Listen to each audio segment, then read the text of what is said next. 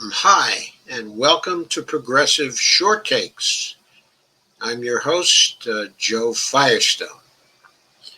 For this short take, I want to call your attention to an article that appeared, um,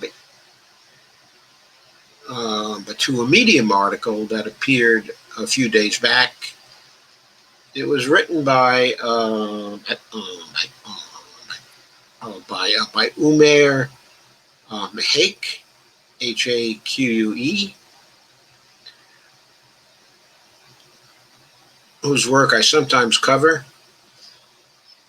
It's probably the best article on the following subject, which is also the title of the article. Trump lied, 200,000 died. Of course, he could have said 200,000 Americans died. The subtitle of the article is illuminating too. Okay, it says that our country, America, is now the kind of country where an authoritarian's lies cause mass death on an epic scale. This article is about the big lie, and I'll share the article with you now.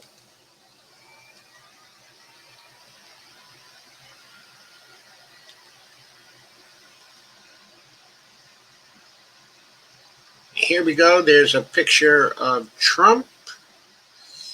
Trump, on revelations, he intentionally downplayed COVID-19. And Umair Haque says, yesterday the world and America learned something shocking and horrific, yet somehow unsurprising. Trump knew the coronavirus was deadly and yet downplayed its risks to the American public. And of course, that comes from the Woodward tapes. And Umair summarizes by saying Trump lied, 200,000 died. I don't mean to make it sound like a campaign slogan, he says. I simply want to tell the unvarnished truth. I don't want to trivialize it. Instead, I want you to understand what a horrific act this really was and is. So let's take it step by step. How much did Trump downplay the risks? I'm quoting now. I've used the vernacular of Beltway pundits, but a more accurate way to say it is simply that Trump lied about how bad COVID was, could be, would be. As Terry Schwadron puts it, it is, quote, a dereliction of the basic job of being president, unquote. He knew it was, and this is a direct quote, a deadly, quote unquote, pandemic, and yet what he did couldn't have been further from that truth. First, he denied COVID existed at all. Then he minimized the risks to the point of triviality.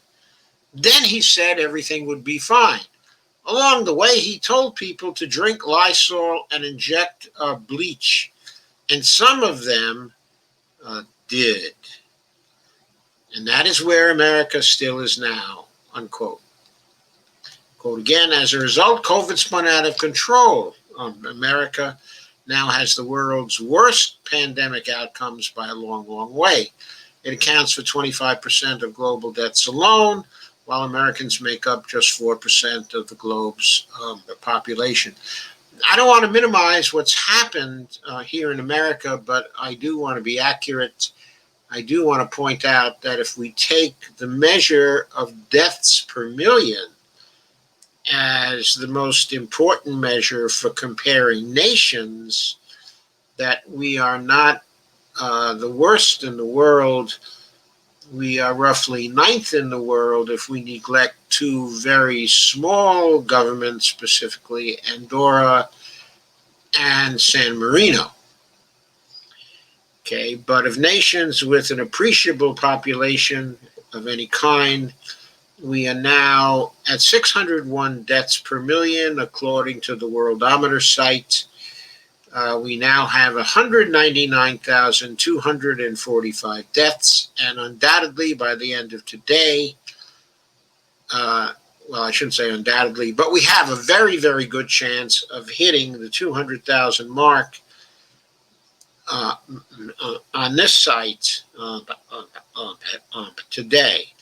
At 601 deaths per million, we've been rising very fast in deaths per million in the world. We're now 12 deaths per million within range of the UK.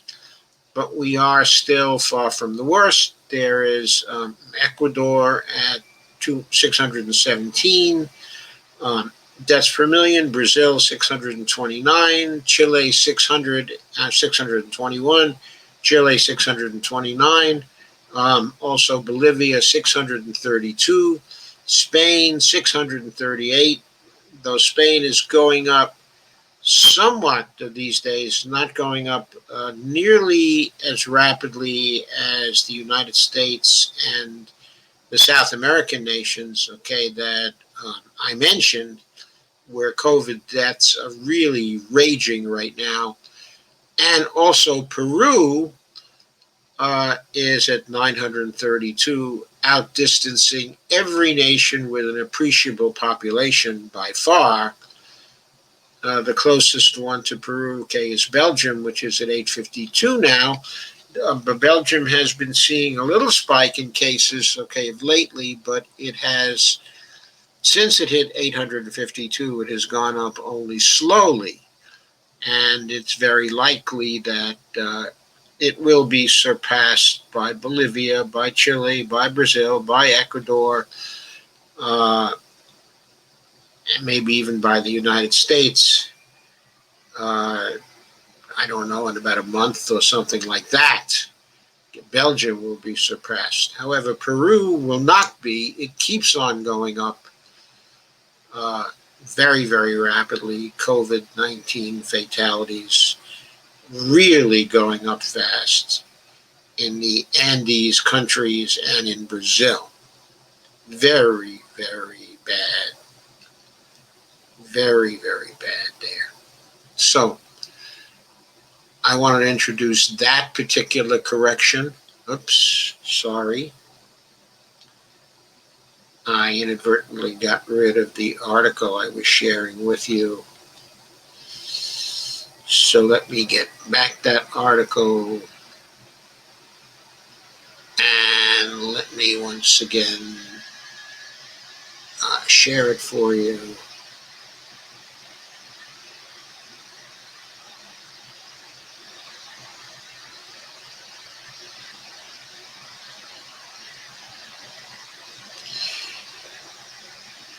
Here we are. Okay, so I was saying, okay, the United States accounts for 25% of global deaths alone, and quoting from the article, while Americans make up just 4% of the globe's population. More Americans have died of COVID than anyone or anywhere else in the world. That is true. Absolute numbers. That is what it means for a deadly pandemic to spiral out of control. Americans now suffered mass deaths at the scale of a nuclear bombing. Well, I don't think I'd say that's entirely accurate yet. If we had a nuclear bombing here in the United States in one of our major cities, we'd probably see a lot more than 200,000 fatalities, especially because multiple cities would be nuclear bombed. But anyway, how did COVID spit out of control, okay, in earnest? Precisely because he, that is Trump, was busy telling Americans this big lie. Trump didn't do what almost every other leader in the world did, put in place a national strategy to beat the COVID. When I say nearly other nation in the world, I'm not kidding. From Nigeria to Pakistan, far poorer countries have done vastly better beating COVID than America. And the reason is that COVID was not taken seriously in America. It wasn't taken seriously because Trump was busy telling his big dumb lie. I think Umair Haque is entirely correct about this. COVID was not taken seriously because Trump was busy telling his big dumb lie. It was because he told his big dumb lie to his cultish supporters. The fact that the cult was there, then he told his big dumb lie, was devastating. And he knew better than to tell his big dumb lie. To this day, America doesn't have a national strategy. Trump's still telling his big lie, and there's no indication whatsoever that if Trump is reelected, that America will ever have a COVID strategy. How many deaths will that result in? My estimate is in the millions. COVID will be the nuclear war America lost. Well, again, I'm not sure it will be in the millions, but it will be in the many hundreds of thousands. By the end of the year, there's a model, the Institute for Health Metrics at the University of Washington is estimating that we will have doubled our fatalities between now and then, and we will be at 400,000. That is one of the better estimates we have now. By the way, people were still saying a few days ago that we were going to be at 200,000 fatalities by election time. It's now more than a month and a half before the election, and we're hitting 200,000 right now. And remember, the estimates that are confirmed look like they're underestimates by about 25 to 30,000 fatalities if we compare the number of fatalities that are due to disease this year with the number of fatalities that were due 1 year ago. It looks like there's a gap of 225 to 230,000 right now. Okay, and the only factor that's different is COVID. So the real fatalities estimate is probably 230,000. Anyway, COVID will be the nuclear war America lost. Again, that's probably a bit of an exaggeration, but it will, if it gets to 400,000, that will be getting to the level of World War II fatalities sustained by America in the most deadly war we have ever been in. Umair goes on. America was one of the last countries to be hit by COVID. It had the luxury and benefit of time. By the time COVID reached American shores in earnest, there was already a template of global best practices emerging thanks to pioneers like South Korea, Vietnam, and New Zealand. Trump could have used that time to learn something, do something, apply the template, test, trace, lockdown, isolate. All of that would have, beyond a shadow of a doubt, saved American lives. What did he do? He was too busy shrugging and repeating his lies. If Trump hadn't lied, if he told the truth about how deadly coronavirus was, a fact that we now know he knew, people could and would have taken it much more seriously, treating it as a lethal pandemic. How many lives could have been saved? This is the part that sane Americans can't believe, don't want to believe. I believe Umair is quite right here, because it is too horrific to be true. And yet it is, he says. If America had applied the template of global best practices, it would have had somewhere between 20,000 to just 2,000 dead. That simple calculation is based on deaths per capita in New Zealand, South Korea, and Vietnam applied to America. In other words, and he doesn't even mention Taiwan here, by the way. In other words, the death toll could have been reduced by orders of magnitude, entire decimal places. Trump lied, 200,000 died, and somewhere between 90 to 99% of those deaths were entirely unnecessary and preventable. Downplaying the risks is like saying maybe the risk is 10%, but you are calling 8% or 5%. What Trump did cause a pandemic to explode and result in mass death goes much, much further than that. In hard empirical terms, 2,000 or 20,000 deaths became 200,000 deaths. Trump multiplied America's COVID death toll by up to 100 times as a result of his big lie. Like I said, Americans tune this fact out, but they should not. That is, we should not. Because the truth is that America's lies flourished because of an atmosphere of permissiveness has emerged in America. an atmosphere of permissiveness towards lying. We allowed Joe Biden to lie. In Joe Biden's campaign against Bernie Sanders, many people pointed out Joe Biden's lies. People shrugged their shoulders and still voted for Joe Biden. Bernie Sanders did not lie. Never did he lie. Never once did he lie. Biden lied frequently about his own record, flagrantly about his own record. But people and the newspapers shrugged their shoulders. It took newspapers and columnists years to even call Trump's lies lies, says Haque. Absolutely right, he is. To this day, they're often called other things that minimize the damage an authoritarian telling lies to a whole nation can do. Trump, quote, downplayed the risks of COVID, unquote, say the pundits. That is not really as true as it should be. Trump lied, and Americans experienced mass death at the level of nuclear war is a much more accurate way to put it. When Americans tune facts like these out that are enabling the atmosphere of permissiveness that allows authoritarianism to flourish. I would say permissiveness about facts, permissiveness about truth. That's where the permissiveness is. We expect our politicians to lie. We tolerate lies by our politicians. That is a lot of the reason why they lie to us so much.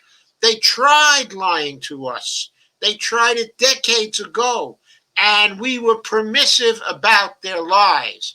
And because we were permissive about their lies, they have lied again and again and again. How many times did the Clinton administration lie? How many times did the Bush administration lie? How many times did the Obama administration lie? None of these as many times as Trump. But the way was prepared for Trump by them. An attitude, going on with the article, an attitude towards authoritarianism in general, the abuses of power that are routine in the Trump administration that actually minimizes their dangers.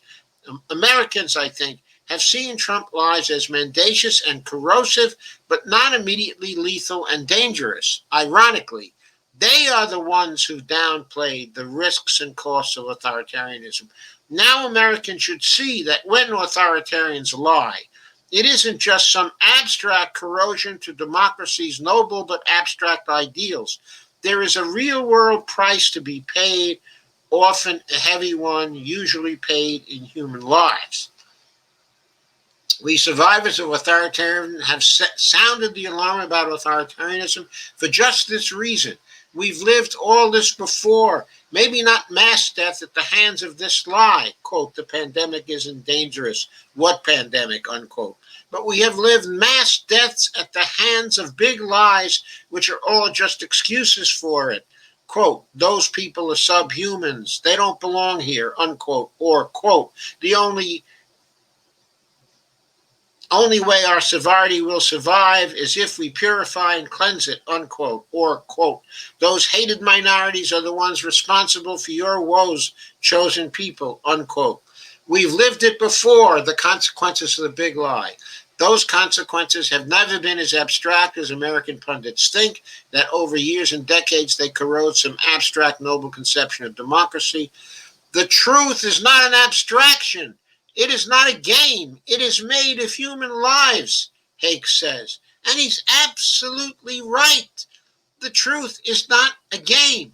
It is made of human lives. He put that beautifully. We have been trying to warn you precisely because we have understood that a man like Trump with the power to lie means even real, quote unquote, Americans were going to ultimately experience mass death. And now they have, says Haque. What kind of man, by the way, does it take to tell a lie so big it causes mass death? Death, in psychological terms, it takes a true psychopath. As his niece has told us, I said the other day, he didn't put that in, I did. I said the other day something like, quote, Trump is going to rank up there with history's true monsters. Once Americans understand the truth about COVID and its unnecessary toll, have they understood it yet? Then let me try to make it even clearer. before we go on to even clearer, let's point out that Trump is going to rank up there with history's true monsters, and that many people who are voting for him at this point, who say they're going to vote for him, don't yet realize that he is among history's true monsters. If he gets a second term, we are going to see that. We are going to see that in spades. Going on with Haque. Do you know why I've used the phrase, quote, big lie, unquote, in this essay? Do you know where it comes from? Go ahead, guess. Maybe you think it's some modern pundit like Frank Luntz, or maybe some academic. Wrong. It comes from Adolf Hitler. He literally outlined the big lie technique. In the book, it said that Trump kept at his bedside Mein Kampf. It would never come into their heads to fabricate colossal untruths, quote unquote, Hitler noted, and quote again. And they would not believe that others could have the impudence to distort the truth so, quote, translation. The masses don't often believe that someone would lie about something so big, and so the bigger the lie, the more they believe it. Trump studied from his master well. He employed Hitler's big lie technique to a T. He told lie after lie about COVID, all of which added up to the biggest lie any leader has told on the face of the globe in a very long time. Quote, this isn't a deadly pandemic. Pandemic what? Pandemic, unquote. I submit to you, Bolsonaro told the same kinds of lies. And when we survivors learned Mein Kampf was his favorite book, it didn't take us long to understand such big lies were on the way. What a malicious individual. And yet there he is, still using the big lie technique. Trump's latest lie, maybe even you believe it. There's going to be a vaccine that will fix everything. There. Hush now, and don't worry. Reality check. It takes 5 to 10 years to develop a vaccine. COVID is a new disease on which there's little real data, and so even if efforts are strenuous, it's not going to happen soon. It is still probably going to take years. Expecting a vaccine in months is the realm of fiction. It is another big lie. Okay, about that particular paragraph, I have to say I'm not sure that Haque is right about that. I think he may be exaggerating. It may not, from all we know, from the progress among the scientists that is being reported, we may get a vaccine by the end of the year. But Dr. Fauci, who's a pretty reliable source and has due caution, even when he says we won't be able to return to a more normal life, he certainly says this won't be possible in 2020. But he's saying that well into 2021, it probably won't be possible, and maybe not even into 2022. I don't think that Fauci is telling a big lie when he says that. I think it's what he believes based on the scientific information which is available to him, which is very, very considerable. And others are saying that too. Responsible scientists, are saying that. So while in the past it may have taken 5 to 10 years to develop a vaccine for a new disease, they've learned a lot about how to do vaccines, and they appear to be having good results in the tests thus far. Of course, they're at phase 3, and we're beginning to see some difficulties in phase 3 of the testing. Yes, all this is truly happening. George W. Bush once uttered that old saying, fool me once, shame on you, fool me twice, shame on me. And Haque says, we Americans should be learning the hard way what the price of Trump's hardening authoritarianism really is. 200,000 dead already, of which 90 to 99% were needless. I know the mind shuts down, rejects that fact, goes numb, that denial erupts. And yet, unless Americans confront that fact, they are the fools. No, not all of them, but enough of them. They have become the world's laughingstocks precisely because they let a man as ignorant and brutal as Trump literally throw their lives away. Americans should be learning what the price of Trumpism, of fascism, of authoritarianism really is. Not some abstract corrosion of theoretical ideals, but mass death at the scale of a nuclear bombing. That is growing every day, reaching even more horrific levels. But are they? Are Americans capable of learning a damn thing anymore? Or will Donald Trump have the last laugh as America plunges right down the abyss? You, my friend, tell me. I thought, while that article seemed to exaggerate in some places, on the money point, the importance of telling the truth, the importance of the facts, the importance of not lying, of presidents not lying, insisting that our leaders not lie to us. On that point, on that point, I think that Haque is right on the money, that we have to take it seriously. We have to insist on honesty from our politicians going forward. That includes Donald Trump and it includes Joe Biden. We've got to insist on the truth. I'll end it here and I'll see you for another one quite soon.